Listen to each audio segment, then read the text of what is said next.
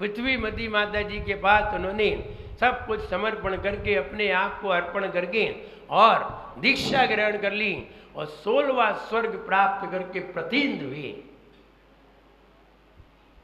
लेकिन क्या दिखाया गया तुम्हें? तुम्हें क्या दिखाया गया?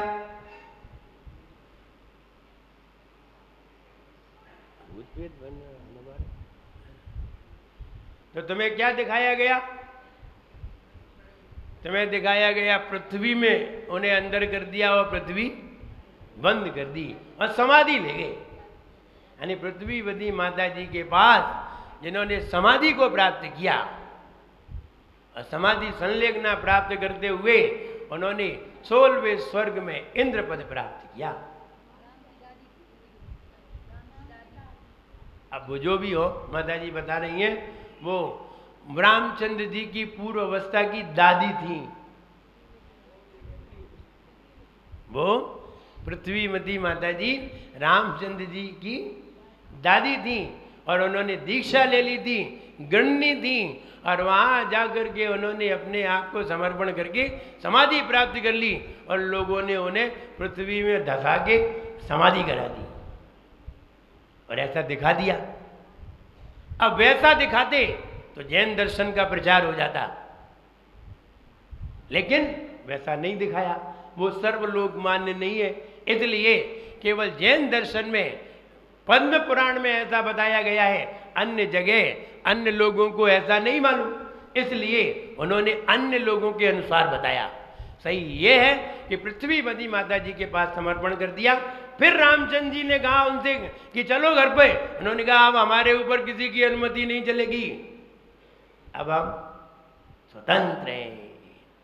अभी तक तुमने आज्ञा दी कि तुम्हें जंगल में छोड़ा जाएगा तो तुमने जंगल में छुड़वा दिया, तुमने आज्ञा दी अग्निकुंड में होना पड़ेगा, अग्निकुंड में जाना पड़ा, तुमने जैसी आज्ञा दी हमने वैसा पालन किया, लेकिन अब हमारे ऊपर किसी की भी आज्ञा नहीं चलेगी, क्योंकि अब हमने अनंत भगवान को अपने आप को समर्पित कर दिया है। इसलिए जो लोग अनंत भगवान को समझ नहीं पाते, उनके दूसरे भगवान हो जाते हैं। जो अनंत भगवान को नहीं समझ पाते, फिर दूसरे को भगवान तो जानना ही पड़ता है, जानना पड़ता है कि नहीं विनोद भैया? हाँ, फिर दूसरे को भगवान मानना पड़ता है, क्योंकि अब यही रोटी खिलाएंगे, यही जिंदगी चलाएंगे, तो फिर यही भगवान है, चाहे वे भगवान हो चाहे ना हो। विचार करिए, उन्होंने उन्हें भगवान कह दिया, उन्होंने भगवान कह दिया, बोले हम भगवान तुम भगवान, दोनों निपट गए और दोनों ने एक दूसरे को पागल बना दिया, ना हम भगवान ना तुम भगवान। अब फिर भी क्या कह रहे, हमने तुमसे कह दिया तुम भगवान, तो तुमने भी कह दिया, हमने भी तुम्हारा रख दिया सम्मान और तुमने भी हमारा रख लिया, हो गए दोनों सम्माननीय, माननीय और सम्माननीय। लेकिन जो अनंत भगवान को नहीं समझ पाता, फिर उन्हें दूसरे लोग भगवान दिखाई देते हैं, और जो अनंत भगवान को जितने भगवान समझ लिया उन्हें कोई भी दिखाई नहीं देता, वो सबको दिखाई देते हैं, उन्हें कोई भी दिखाई नहीं देता। वो कहते हैं ना वो एक गीत में, तुझ में रब दिखता है। क्या दिख रहा है? रब माने भगवान। किसमें? किसमें दिख रहा है? किसको दिख रहा है? देखो तो क्या कह रहा है वो गीत, तुझ में रब दिखता है। बताओ, अब तुझ में रब दिखता है तो मंदिर में फिर क्या दिखता है? विचार तो करो। जब तुम ये कह रहे हो तुझ में रब दिखता है, गलत नहीं है, बिल्कुल सही है। ऐसा नहीं है कि किसी अपेक्षा से गलत हो, किसी अपेक्षा से गलत हो सकता है, लेकिन किसी अपेक्षा से तो सही है। और वो क्या कहते हैं, पति परमेश्वर, पति परमेश्वर और पत्नी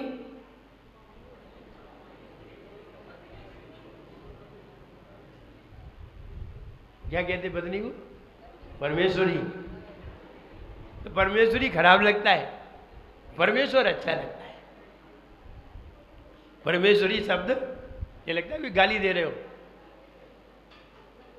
लेकिन परमेश्वर अच्छा लगता है। हम ये कहना चाहते हैं ये सब हमने कल्पना बनाई है, और सही बात ये है सुख का नाम भगवान है, अच्छाई का नाम भगवान है।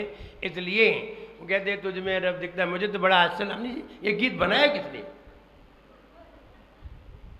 और खैर कोई भी बना सकता है, क्योंकि दार्शनिक जो गीत होता है ना उसमें किसी का नाम छपा नहीं होता, सबके नाम छिपे होते हैं, इसलिए वो कहीं भी लगाया जा सकता है।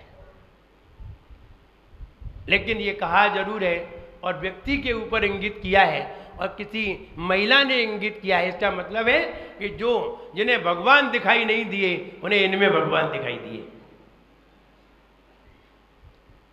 और जिसे भगवान दिखाई दिए उन्होंने इन्हें भगवान नहीं माना। ये तो ऐसे ही है, बस इतना सा अंतर है। इसलिए भगवान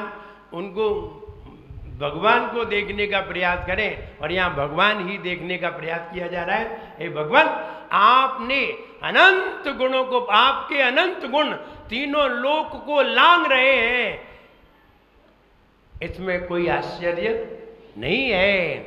आपके अनंत गुण तीनों लोक को लांग रहे हैं। जैसे आपके आश्रय से होने वाले व्यक्ति को तीनों लोक में विचरण करने से कोई नहीं रोक सकता, और आपने किसी दूसरे का आश्रय ले लिया है तो फिर पूछ के ही जाना पड़ता है, परमिशन लेके ही जाना पड़ता है। हाँ, हमने आश्रय लिया है, आपने आश्रय लिया है, आपने आश्रय लिया है, लेकिन आपका आश्रय वो कार्यकारी है या नहीं, ये तो आप जब धर्म की सीमा पे अपना कदम रखेंगे तो आपको अपने आप पता चलेगा। अलग अलग ताकत हुआ करती हैं, एक मन की ताकत होती है, एक तन की ताकत होती है, एक ज्ञान की ताकत होती है, सुख की ताकत होती है, सबकी अलग अलग प्रशंसा होती है, और जो जिसकी प्रशंसा करता है उसको वही चीज उपलब्ध हो जाती है। आप जिसकी भी प्रशंसा करें, सुख की प्रशंसा करेंगे सुख मिलेगा, दुख की प्रशंसा करेंगे दुख मिलेगा। आप प्रसन्न रहेंगे सुख मिलेगा, आप दुखी रहेंगे दुख मिलेगा। लेकिन कई लोग कहते हैं ना हंसना चाहिए, हंसना स्वास्थ्य के लिए क्यों है लाभदायक, ये तो बताओ। हंसने से स्वास्थ्य में क्या लाभ होगा? लोकेश जी, हंसने से स्वास्थ्य पे क्या लाभ होता है? बोले हम खड़े होके बताते हैं। बीपी डायबिटीज खत्म हो जाता है, यही लाभ है। ये तो रोग खत्म हुए, रोग नहीं हो तो क्या लाभ है? ये तो उसके लिए है जिसको बीपी और डायबिटीज है। हमें तो बीपी डायबिटीज है ही नहीं, और जिसको नहीं है तो उसको क्या लाभ है? लाभ समझिए, हंसने से हमारा शरीर स्वस्थ होता है, प्रशस्त होता है, और हंसते वे ही है।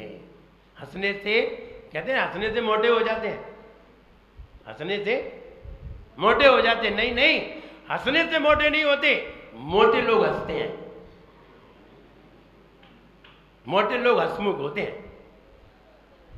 पतले लोग इतने ज्यादा हंसमुख नहीं होते, चिड़चिड़े होते हैं। जितने कमजोर होंगे उतने ही चिड़चिड़े होंगे, और जो मोटा होगा थोड़ा सा पर्सनैलिटी अच्छी होगी, खाते पीते होंगे। इसका मतलब ये पतले खाते पीते नहीं, वे भी खाते पीते हैं, लेकिन वे खाते हैं पीते हैं लेकिन पचाते नहीं हैं। वे खाते हैं पीते हैं लेकिन पचाते नहीं है। और जो मोटे हैं खाते पीते हैं और पचाते भी है, तभी तो मोटे हैं। तो मोटे लोग हंसमुख होते हैं, हंसमुख होते हैं तो मोटे हो जाते हैं, ये जरूरी नहीं है। हंसमुख होते हैं तो प्रशस्त होते हैं, और मोटे लोग हंसमुख होते हैं। क्यों होते हैं? बहुत सरल सा उत्तर है। जब बच्चे से पूछा गया कि मोटे लोग हंसमुख होते हैं या हंसमुख मोटे हो जाते हैं, तो बच्चे ने तत्काल उत्तर दिया जो मोटे होते हैं वे हंसमुख होते हैं। फिर पूछा गया, आप कैसे जानते हैं कि मोटे लोग हंसमुख होते हैं? मोटे लोग हंसमुख क्यों होते हैं? उसने कितना बढ़िया उत्तर दिया। उसने कहा, मोटे लोग हंसमुख इसलिए होते हैं कि वो भाग नहीं सकते, और भाग नहीं सकते तो किसी से लड़ नहीं सकते, लड़ेंगे तो खुद ही पिटेंगे, क्योंकि वो वाला तो पीट के भाग जाए। ये भाग नहीं सकते, इसलिए हंसमुख पहले से ही होते हैं, तो लड़ेंगे ही नहीं, लड़ाई होगी। इसलिए मोटे लोग हंसमुख होते हैं। मोटे लोग हंसमुख इसलिए होते हैं कि वो लड़ नहीं सकते और भाग नहीं सकते, इसलिए हंसमुख होते हैं। पतले लोग चिड़चिड़े इसलिए होते हैं, वे भाग भी सकते हैं और लड़ भी सकते हैं, इसलिए वो चिड़चिड़े होते हैं। पतले लोगों में ज़्यादा दम नहीं होती, इसलिए हर व्यक्ति को स्वस्थ और प्रशस्त रहना चाहिए।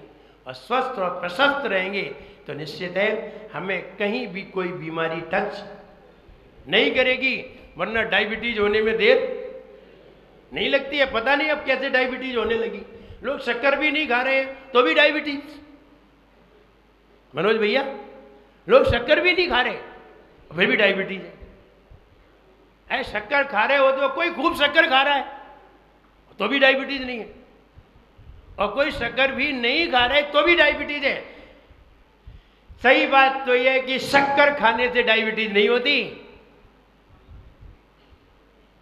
सही बात तो यह है, शक्कर खाने से डायबिटीज नहीं होती, ये भूल में हो। तुम्हें जो खाना है आराम से खाओ। एक बार मुझे याद आता है, हम बीमार हो गए, हम अलग महाराज थे, बीमार हो गए। 1993 की बात है, जब हम शयन डिग्री में थे, और आचार्य श्री ने डॉक्टर को बुलाया और डॉक्टर से कहा कि हमारे महाराज की तबीयत खराब है, जरा उन्हें देख लो। डॉक्टर अकेला मेरे पास आया, हम भी अकेले थे, हम भी अकेले थे। तो डॉक्टर जरा हंसमुख था, उसने पहले तो हमें हंसाया और हंसा हंसा के फिर पूछा, महाराज ये बताओ आप क्या चीज खाते हैं और क्या चीज आपको बहुत अच्छी लगती है? ऐसा उसने हमसे पूछ लिया पोट के, और पूछ लिया, और पूछ करके अब उसे पता चल गया कि महाराज को ये चीज़ अच्छी लगती है, ऐसी ऐसी चीज़ें अच्छी लगती हैं। और अब ये ब्रेक लगा दिया है और वो ये कह दिया ये चीज़ नहीं खाओ, ये चीज़ नहीं खाओ, तो उससे महाराज को और परेशानी हो रही। तो वो डॉक्टर आया, आचार्य श्री के पास आया, तो आचार्य श्री ने आचार्य जी को, आचार्य जी बार बार कहते थे ये नहीं खाना है, ये नहीं खाना है, ये नहीं खाना है। तो डॉक्टर से डम, अब आचार्य श्री ने सोचा कि डॉक्टर से कहलवा दें, इससे ये मान जाएंगे। तो आचार्य श्री ने डॉक्टर से ये कहलवाया, अच्छा ये बताओ, ये दवाई तो हम देंगे, लेकिन ये तो बताओ इन्हें क्या नहीं खाना है? तो डॉक्टर ने जैसे मेरी तरफ देखा, क्योंकि अभियान मना करेंगे तो महाराज कहेंगे ये भी नहीं, ये भी मना कर रहा है। तो डॉक्टर बोला, महाराज सब खाने दो। बोले जी कैसा डॉक्टर है? आचार्य जी बोले ये कैसा डॉक्टर है? तो वो डॉक्टर बोला, अरे महाराज एक बार तो खाते हैं, और उसमें भी ये कहो ये नहीं खाओ, ये नहीं खाओ। अरे खाने दो, जो कुछ खाना है वो सब ठीक हो जाएंगे। तो बोले ये तो डॉक्टर ठीक नहीं है। आचार्य जी बोले ये डॉक्टर ठीक नहीं है। तो दूसरा वैद्य जी बुलाए। वैद्य जी बोले, महाराज को फीवर आ रहा है और वो टाइफाइड है और मलेरिया है, इसलिए घी की चीज़ नहीं देना है, घी की चीज़ नहीं देना है, चिकनाई नहीं देना है। तो आचार्य जी बोले थे वो वाला डॉक्टर ठीक नहीं है। हमने कहा ये वाला वैद्य जी ठीक नहीं है, ये रोटी खाने को ही मना कर रहा है। तो कहने का मतलब ये है कि हमें प्रशस्त रहना चाहिए, खुश रहना चाहिए। डायबिटीज कोई शक्कर खाने से नहीं होती, डायबिटीज के कारण कोई दूसरे हैं। ये आप डॉक्टर से पूछिए, मुझे इसके बारे में विशेष जानकारी नहीं है, लेकिन आपको कहीं भी डायबिटीज ना हो, आप प्रसन्न रहिए, खुश रहिए, और सवेरे उठ करके ओंकार ध्वनि दीजिए, प्राणायाम कीजिए, डायबिटीज अपने आप ही खत्म हो जाएगी। लेकिन हम ध्यान भी नहीं करते और फिर बीमार हो जाते हैं। इसलिए ध्यान करिए, आप बिल्कुल स्वस्थ होंगे और प्रशस्त होंगे। आइए फीड करने के लिए तैयार होते हैं।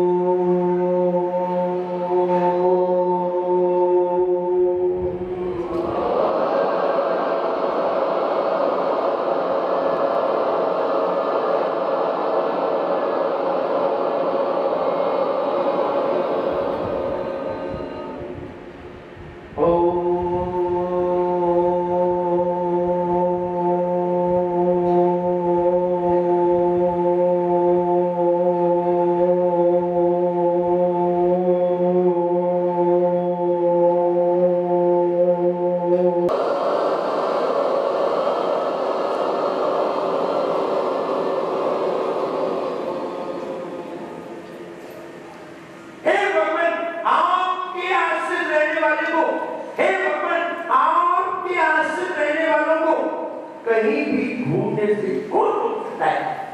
कोई नहीं। हे भगवान, आपके आश्रित रहने वाले को दुनिया में कहीं भी घूमने से कौन रोक सकता है?